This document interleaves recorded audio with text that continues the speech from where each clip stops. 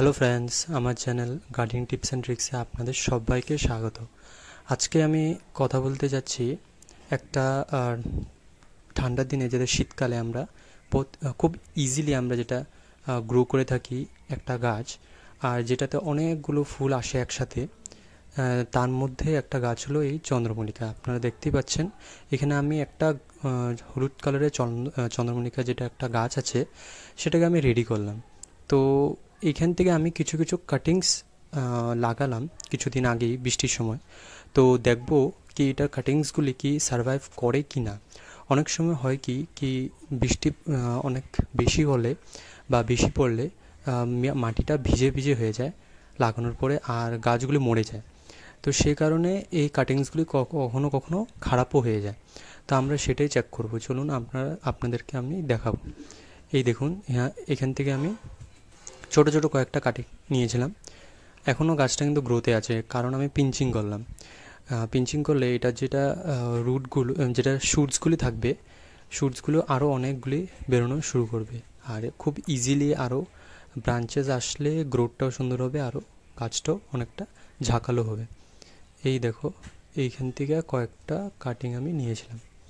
তো এই গাছটার মধ্যে কিন্তু অনেকটা ফাঙ্গাসেরও অ্যাটাক হয়। তো এই ফাঙ্গাস মিলিবাগ এই বৃষ্টির দিনে সবচেয়ে বেশি হয়। প্রত্যেকেই যারা যারা করে তারা কিন্তু এটা এই ব্যাপারে কিন্তু জানে।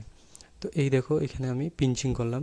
এখানে অন্য কালারের একটা চন্দ্রমল্লিকা, এখানে হলো বেগুনি রঙের একটা আছে আমার কাছে, আর একটা হলুদ কালার, আর হোয়াইটটাও আমি লাগাবো।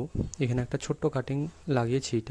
এটা হলো হলুদটা, এই যে দেখতে পাচ্ছ, এটা হলো এই ইয়েলো কালারের যে চন্দ্রমল্লিকাটা, এটার কাটিংটা এখানে লাগালাম। তো দেখতে পাচ্ছ এখানে কিন্তু এখনও মাটিটা ভেজা আছে। তো অনেক দিন ধরে বৃষ্টি হচ্ছিল, একদিন পরে পরে বৃষ্টি হওয়ার কারণে এটার মাটিগুলো পুরোই ভিজে আছে। তো এই জিনিসটা অবশ্যই ফলো করতে হবে, কি মাটিটা কিন্তু পুরোপুরি ভিজা না রাখার চেষ্টা।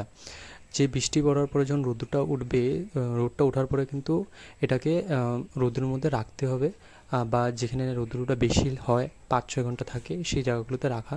কারণ এটা মাটিটা বেশিক্ষণ ভিজা থাকলে কিন্তু এটার মধ্যে ফাঙ্গাস অ্যাটাকটা কিন্তু অনেকটা বেশি হয়, হয়তো এটা ডালগুলো কিন্তু খারাপ হতে পারে। তো এই জিনিসটা কিন্তু অবশ্যই ফলো করতে হবে, আর এটা পিঞ্চিংয়ের মধ্যে রাখতে হবে। এই সময় পিঞ্চিং করলে 2-3 মাসের মধ্যে অনেকগুলো ব্রাঞ্চ এসে পড়বে, আর ফুলের সংখ্যাটা অনেকটা বৃদ্ধি পাবে। এই দেখ এই দেখো, আমিও এখানে কিছু কিছু পিঞ্চিং করেছি। খুব ইজিলি এটা পিঞ্চিং করা, আর তোমরাও করতে পারো, আর খুব সুন্দর করে একটা গাছ তৈরি করতে পারো।